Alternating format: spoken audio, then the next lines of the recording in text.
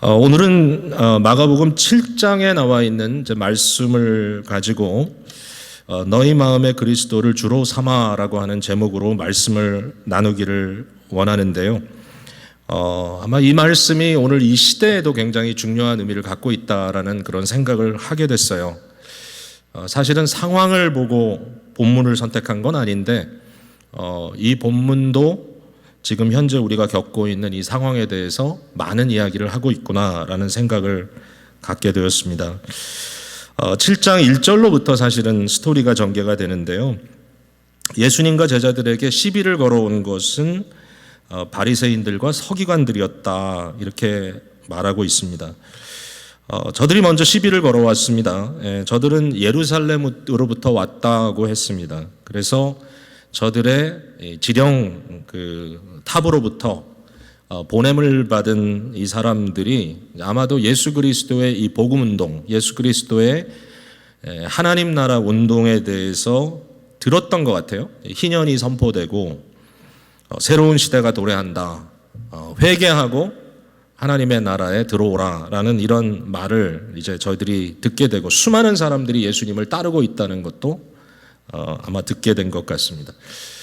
그래서 그 상황을 인스펙트하기 위해서 왔던 것 같아요. 여기 두 부류의 사람들의 내용이 나오는데 서기관들 또 바리새인들이라고 하는 사람들이 언급되고 있습니다.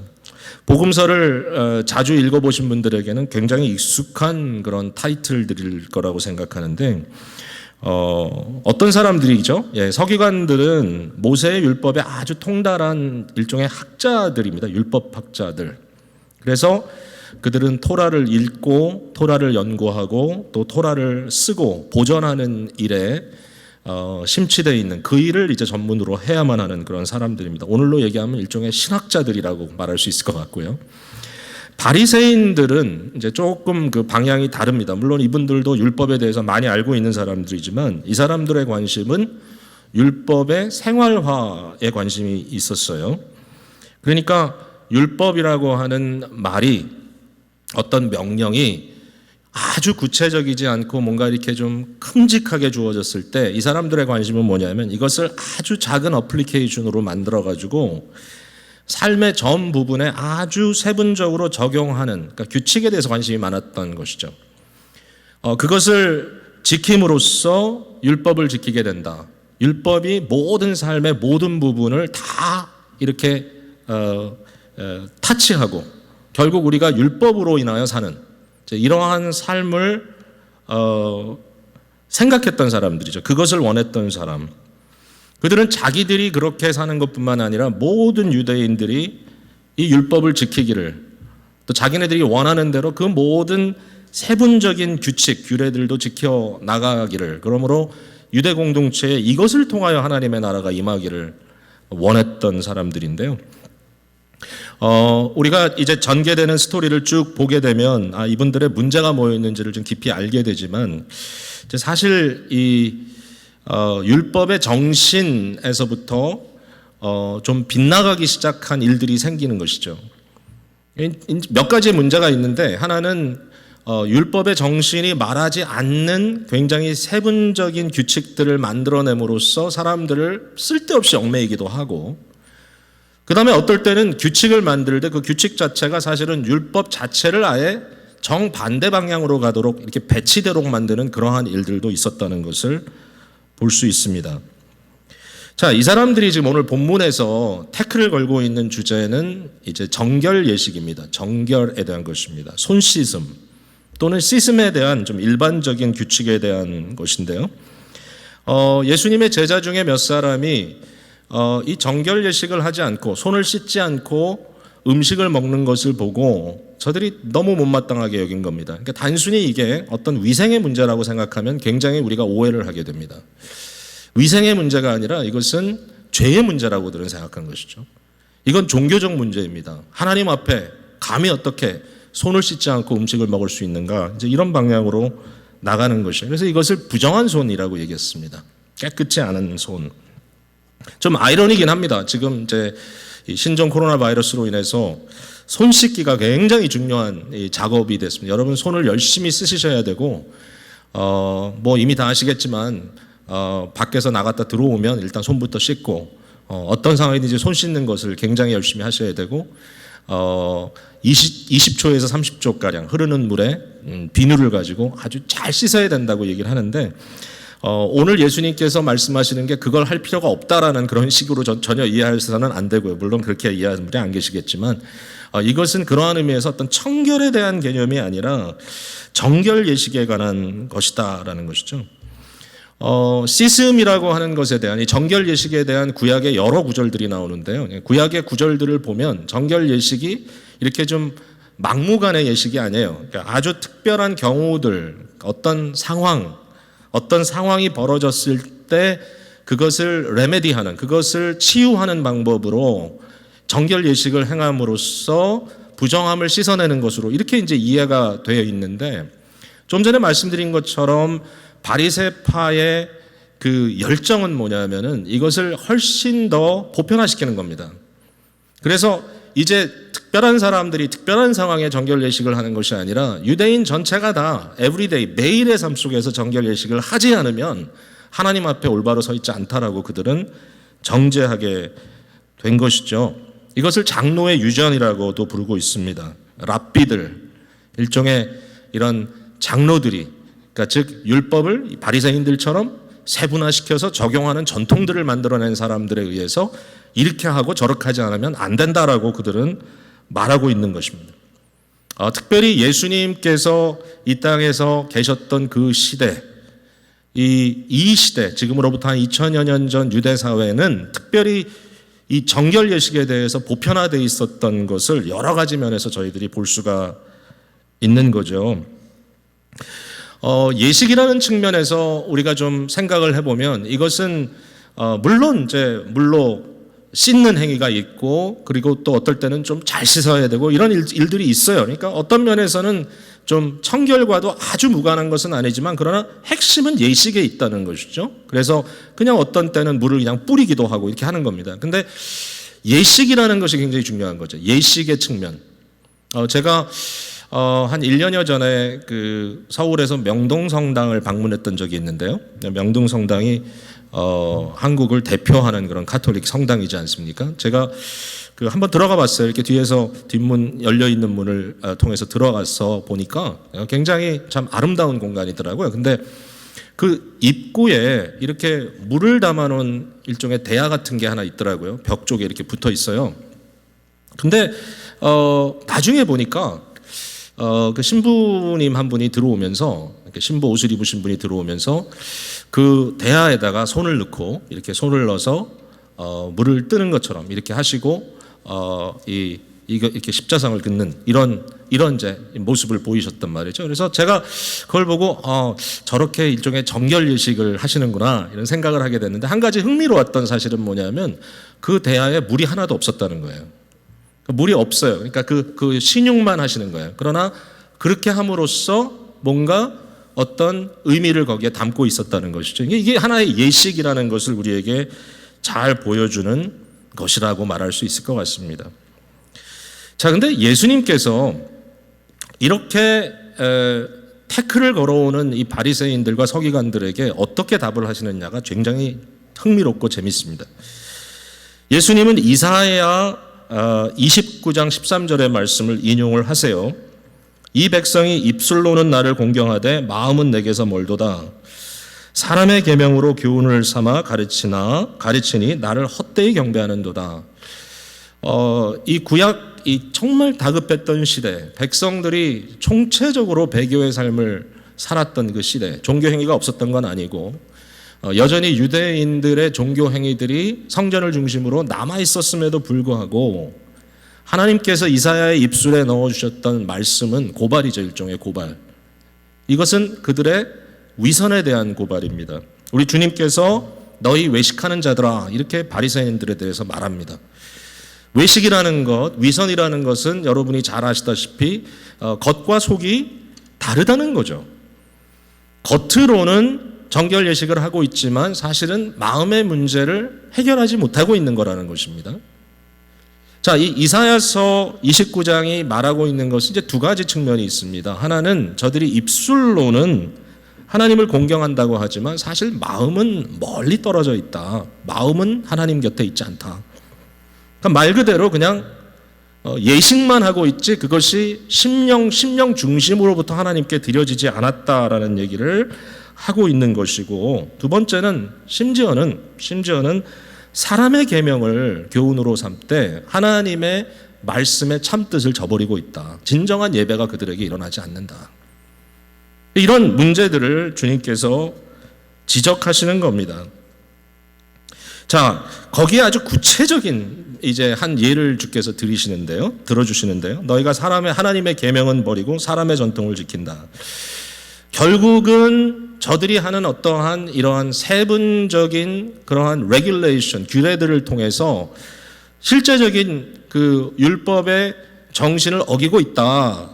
여러분, 율법 자체가 악한 것은 아닙니다. 율법 자체가 아주 불필요한 것은 아닙니다. 율법은 사실은 유익합니다. 우리에게도 유익합니다. 복음 안에 있는 우리들에게도 율법을 알 때 우리 주 예수 그리스도가 어떻게 그의 삶을 통하여 율법을 다 지켜주셨으므로 그가 그의 온전한 거룩하심을 이루셨는가, 그의 의를 이루셨는가, 우리에게 전가된 의라는 것은 얼마나 확실한 것인가를 알 수가 있고요.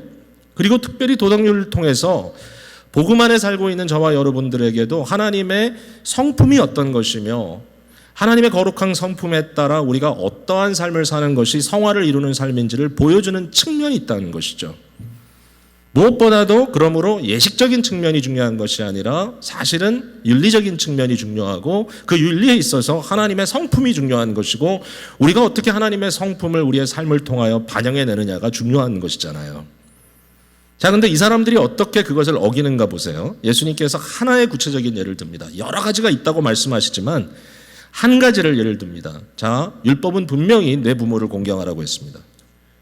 내 부모를 공경하되 어떻게 공경하느냐? 모든 면으로 공경해야 되는 거죠. 전심을 다해 공경해야 되는 거죠. 그 중에 중요한 공경은 물질로 공경하는 것입니다. 부모님들을 위해서 우리가 물질을 쓰고 그들에게 물질을 들여 효도하는 것은 너무나 당연한 것이다. 이건 성경이 가르치는 것이죠.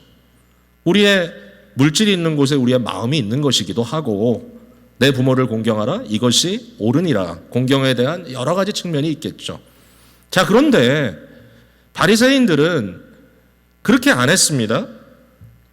어떻게 했냐면 그들은 말하기를 고르반이라고 했습니다. 자기의 재물을 고르반화하는 것입니다. 고르반이라는 게 뭡니까? 고르반이라는 것은 하나님께 드려진 것이다. 일종의 성물이다라고 얘기를 하는 거예요.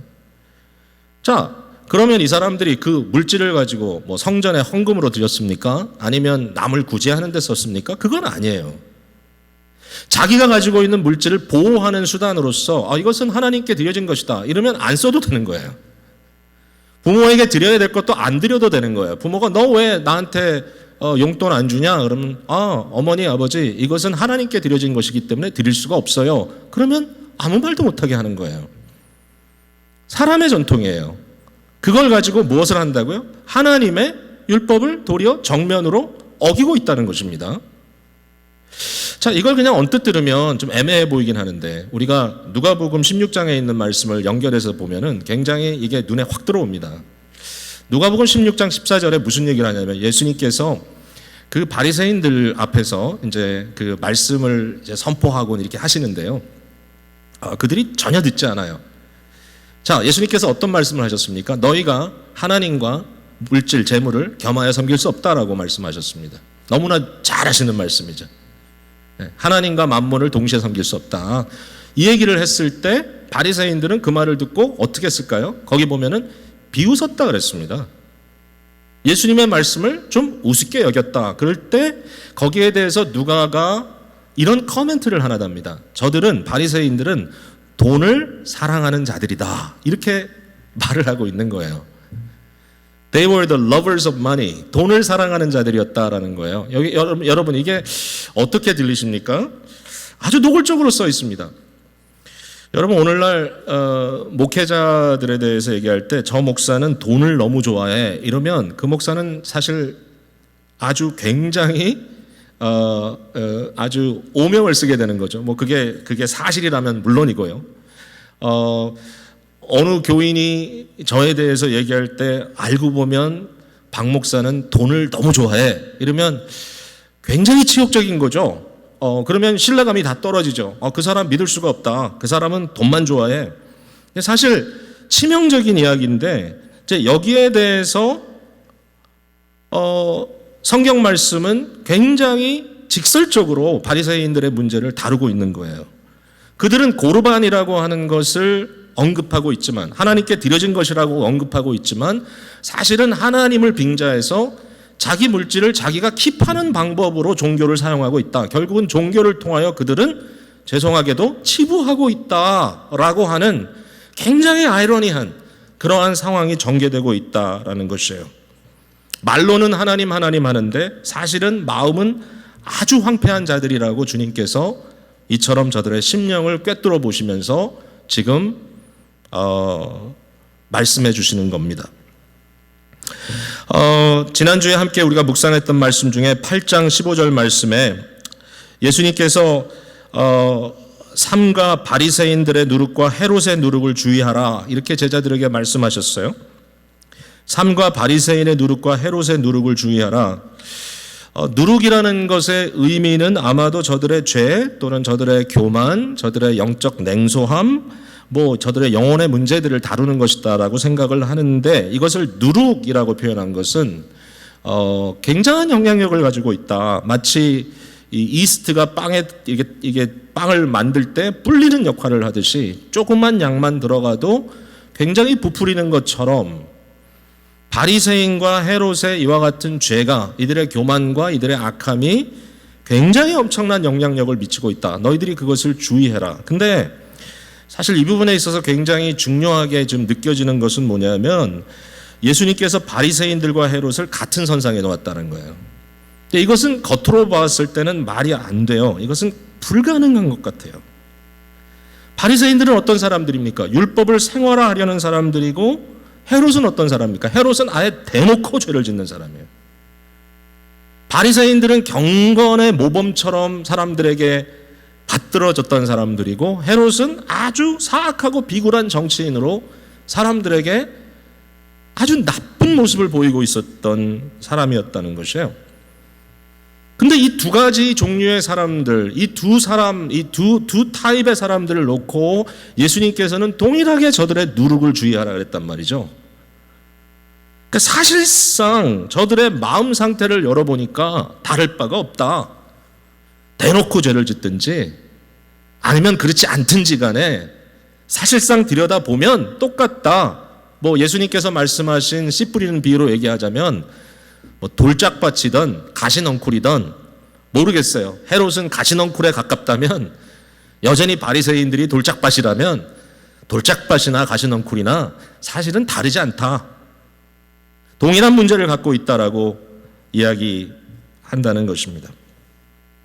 사실 우리가 이미 2000년 이후에 우리의 입장에서 이 성경을 읽고 있기 때문에 이것이 그냥 당연한 것처럼 느껴질지 모르지만, 아마 그 당시에 이 바리새파의 의미 또는 서기관들의 무게감을 알고 있는 사람들에게는 이게 얼마나 충격적인 말씀으로 들렸을지 좀 상상해 볼 수 있는 겁니다.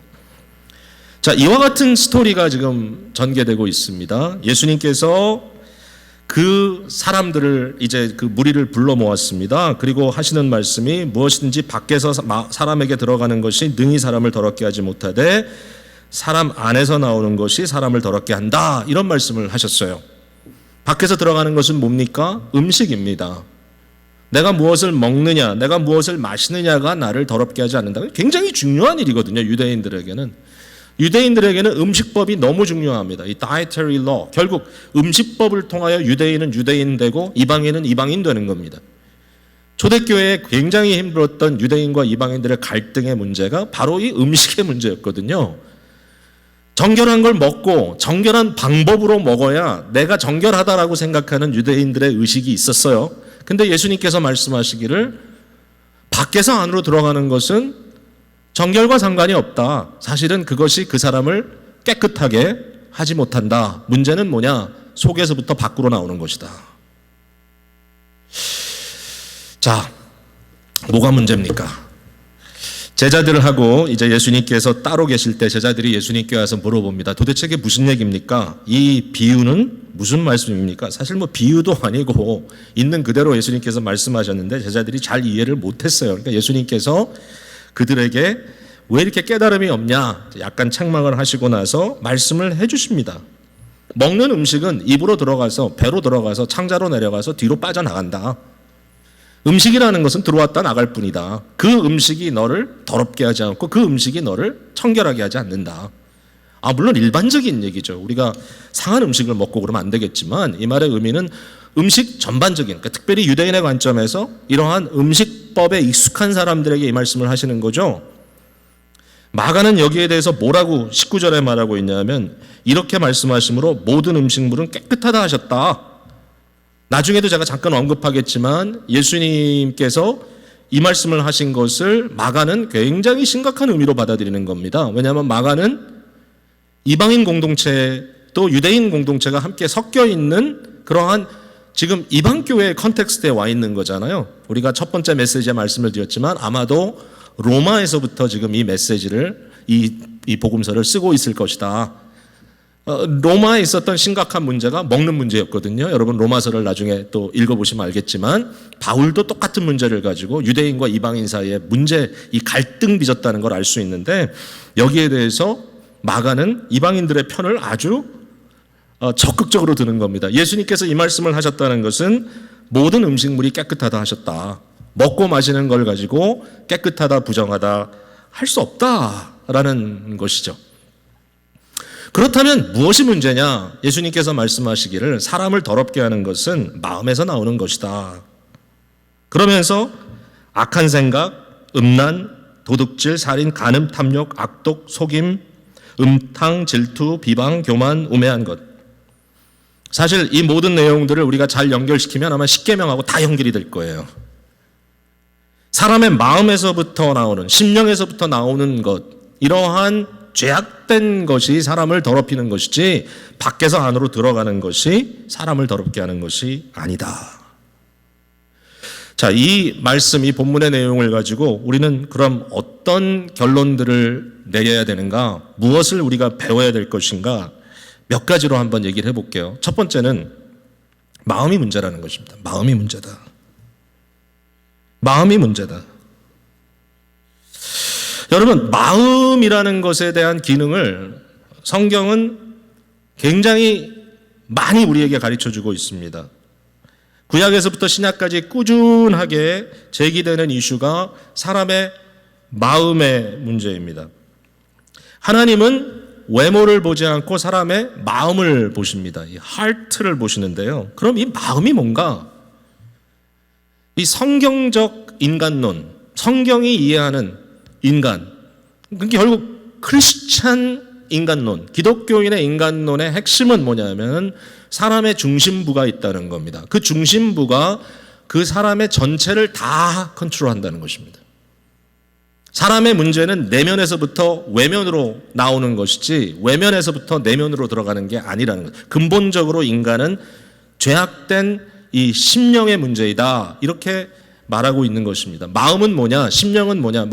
이 심령은 일종의 우리의 컨트롤 타워와 같은 것입니다. 공항에 가면 컨트롤 타워가 있죠. 비행기로 얘기하면 조종실입니다. 이 마음에서부터 생각이 나오고 이 마음에서부터 감정이 나오고 이 마음에서부터 의지력이 발휘되고 그러므로 행동이 나오고 결국 우리의 생각과 우리의 느낌과 우리의 행동이 마음이라는 것을 통하여 발동된다라는 것이죠. 우리가 마음의 문제를 해결하지 않으면 그러니까 해결할 수 없는 거죠. 아무것도. 근본적으로 행동주의가 아닙니다. 근본적으로 심령주의입니다.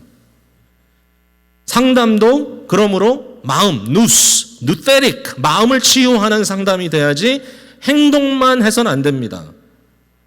행동을 modify 하는 것은 그러므로 위선자를 만드는 방법일 수 있습니다. 어떤 강압에 의해서 이렇게 해라 저렇게 해라 할 수는 있겠지만 심지어는 바리새인들처럼 사람들이 보는 앞에서는 저들은 마치 거룩한 것처럼 행동할 수 있게 하겠지만 그러나 그것이 사람을 구원하지 못합니다. 그것이 사람을 치유하지 못합니다. 왜냐하면 심령의 문제에서 해결이 되지 않기 때문입니다.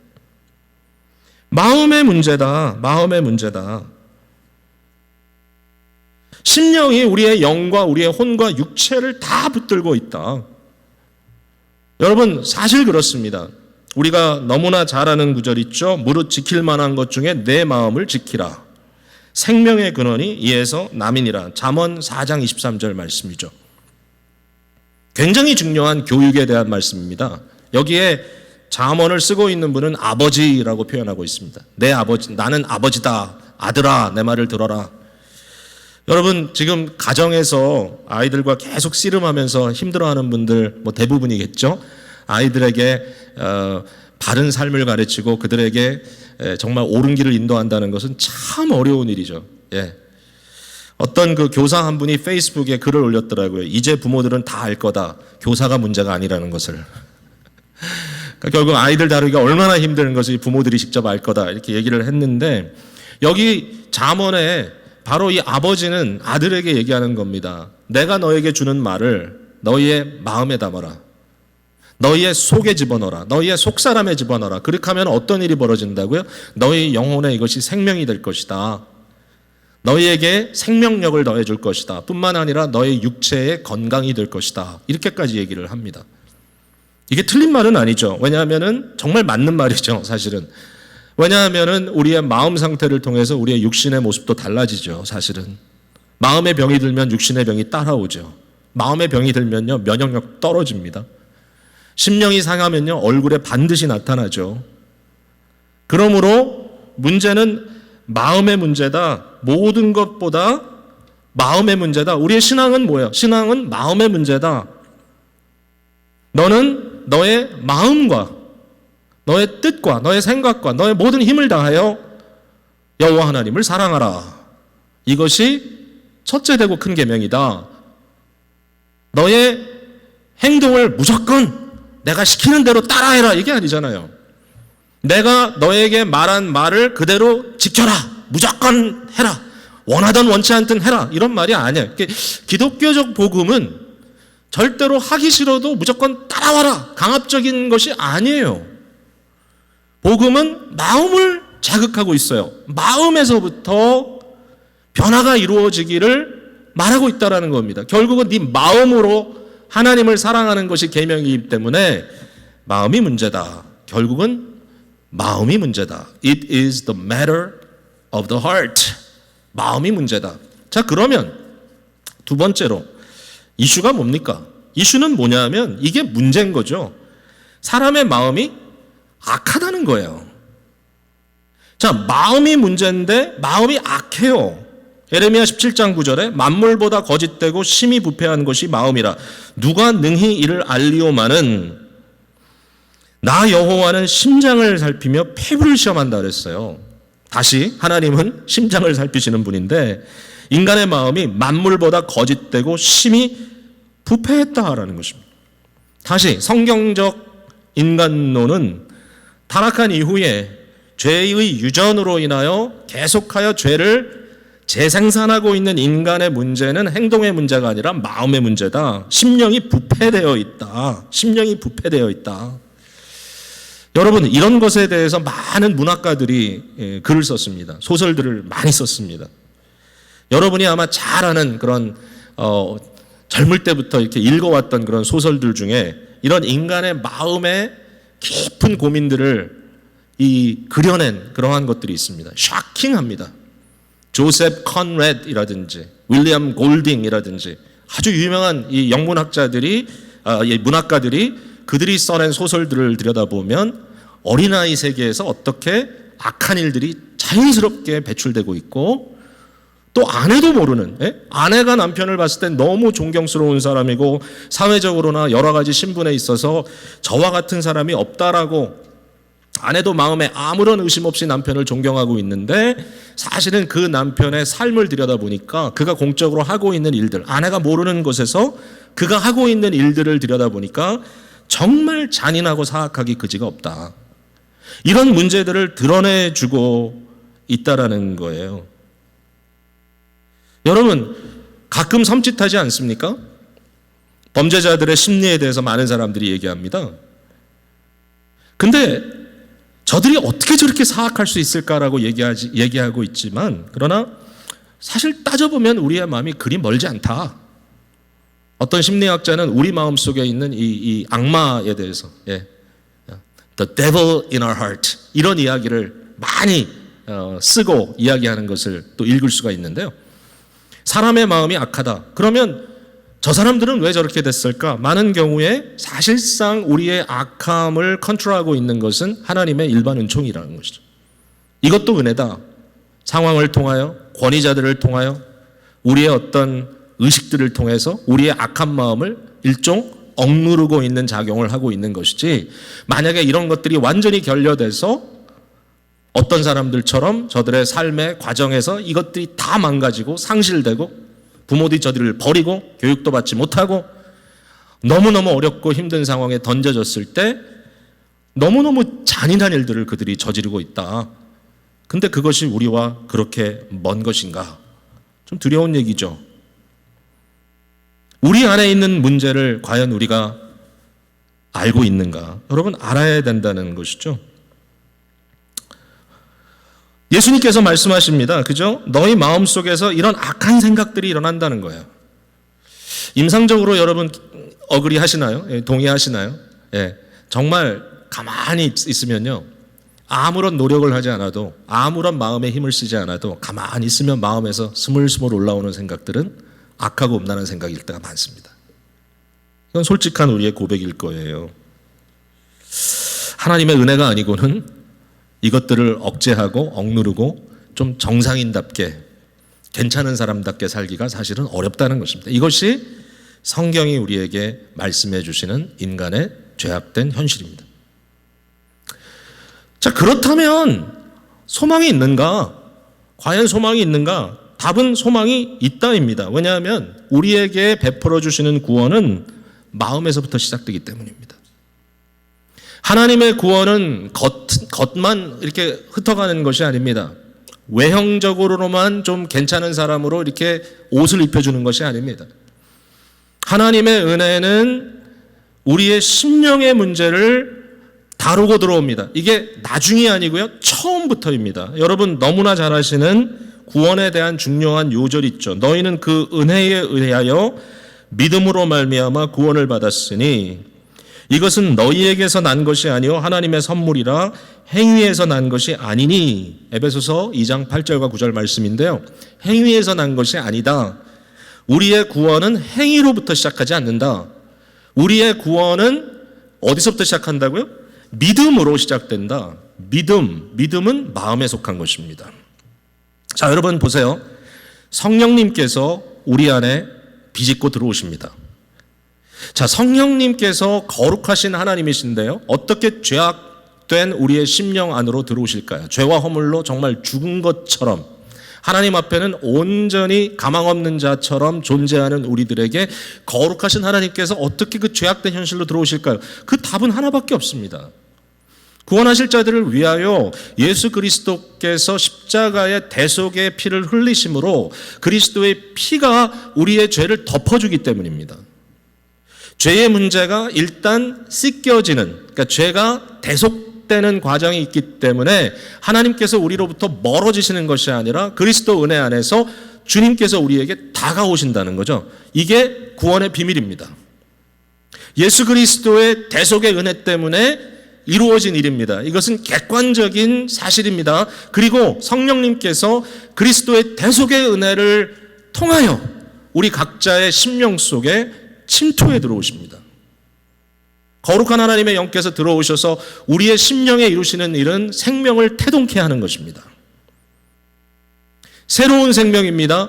영적으로 살아있는 것입니다. 하나님의 거룩하심을 감지할 수 있는 생명입니다. 이것은 죄와 허물로 죽은 악한 마음에서부터 새로운 돌파구를 허락하는 새로운 역사입니다. 우리의 마음에 성령의 역사가 이루어질 때 나타나는 결과는 믿음을 선물로 주시는 겁니다. 믿음은 우리 마음의 센스입니다. 마음이 가질 수 있는 일종의 이 감지할 수 있는 감각입니다. 이것은 영적인 감각입니다. 이것은 하나님을 알고 하나님을 확신하고 하나님을 의지하고 하나님을 사랑하고 하나님의 방향으로 우리의 마음을 틀어주는 역할을 하는 것이 믿음인 것이죠. 이것은 은혜입니다. 어느 누구도 믿음을 스스로 만들어낼 수가 없습니다. 이것은 긍정적인 사고라든지 어떤 마음의 결심이 아니라 이것은 하나님께서 성령의 은혜로 말미암아 우리 속에 침투해 들어오셔서 우리 속에 거듭남 중생을 통하여 이루어 주시는 온전히 은혜에 속한 영역이라는 것입니다. 사랑하는 성도 여러분, 이 시간에 여러분들이 어디에 계시든지 이걸 위해서 더 깊이 기도하십시오. 여러분 자녀 옆에 계십니까? 지금 다른 곳에 있습니까? 어디 있든지 간에 여러분 그들의 마음 속에 성령님께서 언약의 자녀들의 마음에 침투하셔서 그들에게 믿음 주시기를 구하시기를 바랍니다. 다른 방법이 없습니다. 마음의 문제인데 마음은 악하기 때문에 그 마음을 새롭게 할 수 있는 성령의 은혜가 없이는 우리는 아무것도 할 수 없습니다. 내 안에 정한 영을 새롭게 하소서, 내 안에 정한 영을 창조하소서, 주님 내 안에서 역사하여 주시옵소서. 믿음이 가져다주는 아름다운 작용이 있습니다. 그 작용은 뭐냐면 바로 그리스도 예수를 우리 마음의 주로 맞는 것입니다.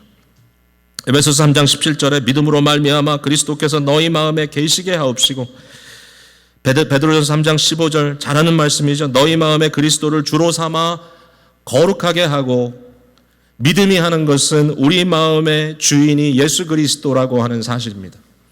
삼위일체 하나님의 역사는 참 신기합니다. 삼위 하나님의 역사. 예수 그리스도는 영광 중에 계시고 하나님 보좌 우편에 계십니다. 이 그리스도께서 어떻게 우리 마음속에 계십니까? 그의 영으로 성령으로 우리 마음속에 계십니다. 주님은 성령을 한량없이 받으신 분이고 그의 몸된 교회 성도들에게 성령의 기름 부음을 허락하시는 분이십니다. 우리의 마음에 성령께서 계실 때, 우리의 마음속에 성령께서 좌정하실 때 곧 이는 그리스도가 우리의 주인이 되어 주시는 것입니다. 우리 마음을 하나님의 성전으로 삼아 주시는 것입니다. 진정한 성전은 하늘에 있죠. 하나님의 보좌가 있죠. 솔로몬이 성전을 데디케이트하면서 기도할 때 이런 얘기를 하죠. 어떻게 이 집에 감히 우리가 하나님을 모실 수 있겠습니까? 아무리 아름답고 멋있게 지어놨다 할지라도 이것은 집일 뿐입니다. 하나님은 하늘 보좌에 계십니다. 그러나 하나님 이곳에 주님의 이름을 두시고 마지막에 그가 기도합니다. 주여 임하소서. 그때에 성령께서 그 성전을 가득 채우십니다. 거룩한 구름이, 하나님의 영광의 구름이 성전을 가득 채우십니다. 이와 같은 역사가 우리에게 일어납니다. 에스겔이 환상으로 보았던 것처럼 보좌로부터 샘물이 흘러나옵니다. 그리고 그 물은 성전 문지방을 통해서 바깥으로 흘러나옵니다. 그 물이 가는 곳마다 생명을 살리는 역사가 일어납니다. 여러분, 구원의 근원은 우리에게 없습니다. 구원의 역사는 우리로 시작하지 않습니다. 구원의 역사는 우리 심령에 들어오셔서 새로운 샘물을 터뜨리시는 하나님의 은혜로만 시작이 됩니다. 성령께서 우리 가운데 좌정하시고 그의 보좌를 비시고 예수 그리스도가 우리에게 주인 되셨을 때 거기에서부터 흘러나오는 생수가 우리의 삶을 변화시킵니다. 우리의 생각이 바뀌고 우리의 감정이 컨트롤되고 우리의 의지가 바뀌고, 그러므로 진정한 순종이 가능해지는 그러한 유일한 근거는 오직 성령님께서 저와 여러분의 심령을 변화시키기 때문입니다. 이것이 주님의 약속인 것이죠. 누구든지 목마른 자는 내게로 와서 마시라. 나를 믿는 자는 성령의 이름과 같이 그 중심에, 그 마음에, 그 배에 생수의 강이 흘러나리라 하시니 이는 그를 믿는 자들이 받을 성령을 가리켜 말씀하신 것이라. 여러분의 심령으로부터 성령의 은혜의 샘물이 터져 나오기를 주님의 이름으로 축복을 드립니다. 여러분, 마지막으로 말씀을 맺으면서 여기 수로보니게 여인에 대해서 한 말씀 나누겠습니다. 수로보니게 여인이 이방인입니다. 이 여인에게 무엇을 기대할 수 있었겠습니까? 여러분, 아마 이 스토리를 처음 대하는 분들이 계셨다면 굉장히 충격을 받으셨을 거예요. 아니, 예수님께서 어떻게 이렇게 인종차별적인 말씀을 할 수 있을까? 이 여인을 개라고 마치 부르시는 것 같다, 이런 느낌이 확 오잖아요. 실제로 그렇습니다. 유대인들의 관점에서 아주 보편적인 말을 주님께서 하신 것입니다. 자, 이 말씀이, 이 내용이 여기 들어간 의도가 뭔가라는 질문을 한번 던져봐야 되는데요. 좀 전에 말씀드렸던 것처럼 마가는 이방인들의 복음에 대해서 관심이 많습니다. 자, 마가복음 7장 앞부분에도 보면 3절 4절에 바리새인들과 유대인들 이 장로의 전통에 대해서 좀 자세히 설명해 주는 것을 볼 수 있습니다. 유대인들이라면 다 아는 일입니다. 왜 이렇게 설명을 하고 있죠? 짧지 않게 이방인들이 이 글을 지금 읽고 있기 때문입니다. 그 좀 전에 말씀드리지 않았습니까? 예수님께서 모든 음식물이 깨끗하다. 이건 완전히 이방인 편을 들어준 겁니다. 그럼에도 불구하고 이방 여인에 대해서 어떻게 이렇게 차별적인 말을 여기 남길 수 있을까? 여러분, 이 의도가 중요합니다. 좀 약간 뒤로 나가서 봐야 됩니다. 너무 재밌게도요. 예수님께서 두로라고 하는 지방에 가셨어요. 두로는 이방 땅입니다. 유대인 만나러 간 거 아닙니다. 예수님이 거기 왜 가셨을까요? 다 자세히는 모르겠어요. 그러나 마가복음의 흐름에 있어서 두로라고 하는 이방인 땅에서 이루어진 사건은 이 사건 하나뿐이에요. 여기에. 이 사건이 끝나자마자 이 31절에 보면 예수께서 다시 두로 지방을 나와 시돈을 지나 갈릴리 호수로 갑니다. 유대인의 땅으로. 즉 마치 예수님께서 두로라고 하는 이방 땅에 오신 것은 이 여인을 만나기 위해서 온 것과 같다라는 느낌이 들 정도로 전개되고 있는 겁니다. 지금 상황이 그렇습니다. 이 스토리상. 자, 그렇다면 이슈는 뭡니까? 왜 이 자리에 이 스토리가 나옵니까? 바로 그거죠. 지금 무엇과 무엇을 비교하는 겁니까? 가장 유대인적이고 가장 경건하다고 말하는 바리새인과 서기관들의 심령의 부패함을 주님은 말씀하고 있고, 또 한편에 더럽고 추하고 개와 같다고 말할 수 있는 그 당시 관점에서 이방 여인 속에 무엇이 발견되는 겁니까? 믿음이 발견되는 겁니다. 아이러니입니다. 역설입니다. 이 얘기를 하려는 겁니다. 충격을 주려는 겁니다. 봐라! 이 이방 여인, 외모로 겉으로 보았을 때 유대인들에게는 용납될 수 없는 사람이지만, 그러나 그가 하는 모든 행동을 보면 믿음의 행위입니다. 예수의 소문을 들었습니다. 듣자 그는 왔습니다. 그리고 예수의 발 앞에 엎드렸습니다. 그리고 예수님께 간구했습니다. 그리고 예수님께 주여라고 나왔습니다. 완전히 믿음을 주님 앞에 고백하는 여인의 모습입니다. 놀라운 고백을 합니다. 주여, 내가 비록 개와 같다 할지라도 개들도 자녀들이 먹던 부스러기를 상 아래에 앉아서 먹습니다.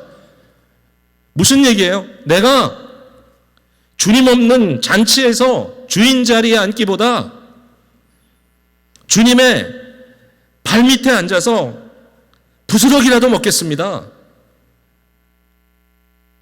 시편의 기자가 이런 얘기를 한 적이 있죠. 주의 궁전에서는 한 날이 다른 곳에서 첫날보다 나은즉 악인의 장막에 사는 것보다 내 하나님의 성전 문지기로 있는 것이 좋사오니. 여러분, 이 여인의 고백은 이처럼 그리스도에게 내가 전적으로 의존하겠다는 말입니다. 내 마음의 두려움, 내 마음의 수치감, 내 마음의 어떤 자존감마저도 주님 앞에서라면 내려놓겠습니다. 사람들 앞에 비겁해지라는 얘기 아닙니다. 오직 주인 대신 주님, 믿음으로 그분을 내 마음의 주인으로 삼았을 때 거기에서 흘러나오는 이 여인의 이 말, 여러분 어떻습니까? 부정한 이방인의 마음에서 흘러나오는 그의 말이 우리의 심령에 속을 시원하게 해주는 생수가 아니었던가요? 어떻게 이런 말이 나올 수 있을까? 나왔습니다. 왜 그렇습니까? 성령께서 그의 마음을 점령했던 것입니다. 겉으로의 모습이 중요한 게 아닙니다. 사랑하는 성도 여러분, 아마 지금 이 순간에 여러분의 마음은 두려움이 굉장히 크게 작용하고 있을지 모릅니다. 사방에서 조여옵니다. 건강상의 문제, 재정상의 문제, 많은 분들이 영적으로 갑갑함을 토로하고 있습니다. 사방에서 조여 들어오고 있는지 모릅니다. 교회를 섬기고 있는 저의 마음에도 사람들에 대해 생각할 때마다 감염에 대한 두려움도 있고 성도들에 대한 고민이 있습니다. 특별히 연약한 성도들이 병원에서 치료를 잘 받아야 될 텐데 잘 받고 계신가? 이제 곧 아기를 분만할 교회 성도들도 있는데 이 상황에 어려움이 없을 것인가? 많은 성도들이 겪고 있는 경제적 압박, 벼랑 끝에 서 계신 것 같은 심정을 제가 조금이나마 이해하는 마음 갖고 고민하고 있습니다.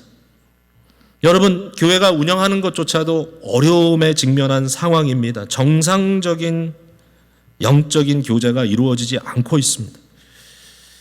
이 어려운 상황에 모두가 정신적으로 감정 세계를 잘 유지하며 균형 있게 버텨줄 수 있을까? 너무 우울해지지 않을까? 너무 마음이 삭막해지지 않을까? 여러분, 그러나 오늘 이 순간에도 이 말씀을 통하여 주께서 우리에게 주시는 확신은 이것도 마음의 문제라는 것입니다. 여러분, 코로나 바이러스는 지나갈 것입니다.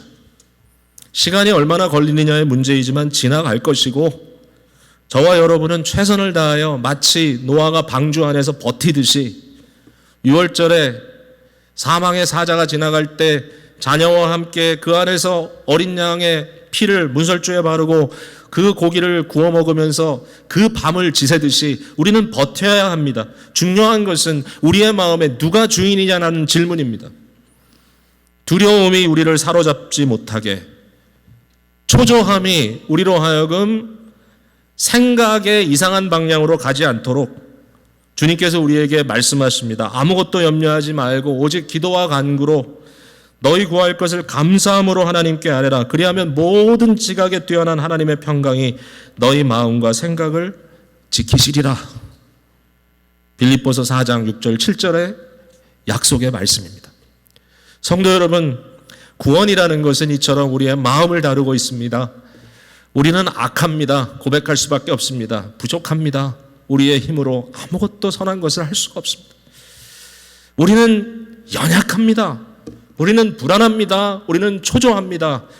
세상의 모든 홍수와 같은 이 현황이 우리를 향하여 올 때 이 물결쳐 들어오는 이 파도 앞에 우리는 점점점 조여 들어오는 느낌을 피할 길이 없지만, 그러나 우리의 마음이 이 순간에는 천상 하나님 보좌 앞으로 올라가야 합니다. 그리고 우리의 마음은 온 우주보다 광활한 하나님의 은혜 속에 있다는 사실을 깨달아야 합니다. 오늘 우리의 심령에 놀라운 부흥의 역사가 일어나기를 주님의 이름으로 축복을 드립니다. 저와 여러분에게 우리의 심령에 놀라운 은혜가 놀랍게 역사하는 이번 한 주간이 되기를 주님의 이름으로 기대하며 간절히 사모합니다. 우리 기도하겠습니다.